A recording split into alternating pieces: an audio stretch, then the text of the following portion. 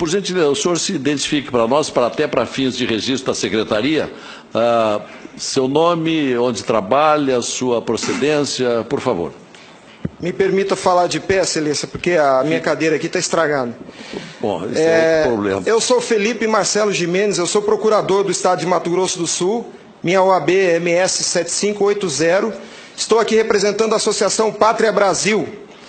E não é propriamente uma pergunta, excelência, eu quero usar uma expressão lá da tua terra. Nós somos advogados, o senhor é advogado, eu sou advogado. E quando esses cientistas falam da tecnologia da informação, nós ficamos mais perdidos que Cusco em procissão. Essa é uma frase muito dita lá. Pois é. Acontece que o nosso povo vem sendo enganado por essa máquina, essa arapuca, porque sempre que olhamos para o problema, tentamos enxergá-lo através da tecnologia. E, na verdade, excelência, nós temos que olhar para essa máquina com a luz da lei. Antes da ferramenta, deve prevalecer a ordem jurídica. A ferramenta deve servir a ordem jurídica e não o inverso, excelência. Nós estamos vivendo uma inversão, onde a ordem jurídica é posta de joelhos diante da ferramenta. Por falar em colocar de joelhos, a conduta do ministro Gilmar Mendes em protelar por 2 anos o cumprimento dessa lei deu motivo ao impeachment, ao pedido de impeachment. E eu vou mais além. Me parece que, na verdade, a conduta dele configura o crime de prevaricação, porque se omitir na obrigação do ofício é prevaricação. O que está acontecendo aqui, excelência? Um dos pilares da República está sendo quebrado.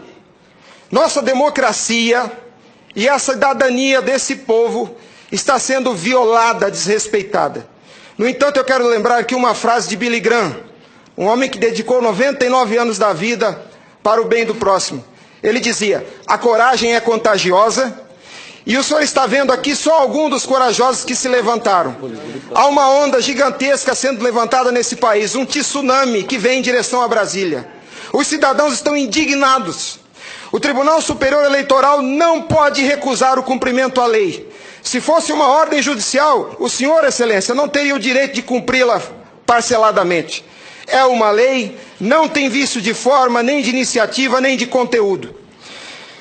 Vou ao ponto. Fala-se muito da máquina, eu quero falar do ato jurídico. O senhor, como advogado, entende bem desse assunto. Somente o exercício do voto é secreto para garantir ao cidadão a liberdade de escolha. O ato seguinte, porque o processo eleitoral é feito de etapas, o ato seguinte é um ato administrativo. A contagem de um voto é um ato administrativo e se submete a um requisito de validade sob pena de ser nulo, que é o princípio da publicidade. Qualquer ato administrativo deve ser público. Entenda, excelência, nós queremos auditar o fato jurídico, não é a máquina. Não nos interessa o software nem a máquina, nem antes nem depois. Nós queremos auditar o fato, que por natureza é um evento. O evento se perde. Por isso a necessidade de dar corpo físico ao fato da contagem do voto, para que se conheça, para que se cumpra o princípio da publicidade, porque a publicidade é erga omnes, é para todos os cidadãos, não é só para o eleitor que olha no visor. Essa contagem do voto deve ser feita para que todos os cidadãos tenham a oportunidade de fiscalizá-la. E não é a contagem de milhões de votos, é a contagem de um voto, de cada voto é um ato administrativo, e será nulo se não for público. Há vários princípios constitucionais que vêm sendo quebrados desde que a Sarapuca foi inventada lá em 97. A cidadania, a publicidade, a moralidade, a legalidade e a própria república, porque nós cidadãos não temos sido respeitados na nossa escolha. Nossa escolha só será respeitada se ela for retratada no corpo físico da impressão para cumprir o princípio da publicidade. O exercício do voto é secreto, mas a contagem deve ser pública. E qual que é a artimanha da urna? Ela estende o segredo do exercício até a última etapa. E o sagrado BU, eu vou usar uma expressão de alguém, eu não lembro quem é o proprietário dessa frase. A seita do santo byte tem no altar o BU. O BU não prova nada, excelência. Quando o BU é imprimido, já houve a contagem dos votos em segredo. A fraude já aconteceu, porque cada voto contado deve ser público. O BU informa ao senhor, excelência, o total. Nem no condomínio onde eu moro não aceitaria uma eleição assim. Imagine, excelência, se eu fosse candidato a síndico, colhesse a urna e fosse contar dentro do meu apartamento e voltasse e comunicasse aos condôminos. Aqui está o resultado, eu fui eleito. O BU é a prova da fraude, excelência. O BU é a prova da fraude. Doutora Simone, apesar de muito jovem, foi minha professora na faculdade. Ela é talvez a cabeça mais qualificada nesse Senado para rezar esse discurso, para dizer o que é um ato administrativo. Gostaria que ela estivesse aqui. O que acontece? Nós estamos sofrendo uma violação dos princípios republicanos, dos princípios constitucionais e principalmente, excelência, da cidadania, porque nossa cidadania só existe na medida em que nosso voto seja respeitado, porque ele é o instrumento do exercício da cidadania, porque através deles elegemos os nossos escolhidos. E a nossa eleição, a nossa escolha tem sido apurada em segredo e o fato se perde. Por isso que os adeptos da seita do Santo Baite dizem que nunca há fraude. Porque quando se procurar o fato dentro da máquina, ele já não está mais lá, ele está no BU. E o BU só tem o total da contagem dos votos, excelência. Nós precisamos olhar para esse problema sobre a ótica da lei. Sobre a ótica da lei. Nós não podemos continuar aceitando esse engodo.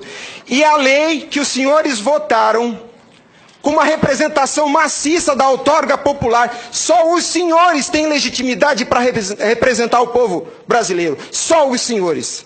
Os ministros da Justiça não têm essa legitimidade. Eles estão usurpando dos senhores as suas competências. Eles estão colocando esse Congresso Nacional de joelhos, porque estão se recusando a cumprir a lei. Eles estão, excelência, eles estão cometendo abuso de autoridade. Abuso. Porque essa lei que os senhores votaram com 71% do Congresso Nacional, a derrubada do veto teve um peso de outorga popular maior do que as emendas à Constituição. 71% do Congresso Nacional disse, em nome do povo, será impresso o voto. E a lei, excelência, não tem discricionariedade. A lei não permite fracionamento. Fracionar o cumprimento da lei é um abuso, é uma violação, é uma teratologia. Não há possibilidade de se fracionar o cumprimento da lei. Imagine o senhor, se o senhor fosse sujeito passivo de uma ordem de Gilmar Mendes, se ele aceitaria ouvir do senhor o seguinte: ministro, eu vou cumprir sua ordem, um pouquinho a cada ano.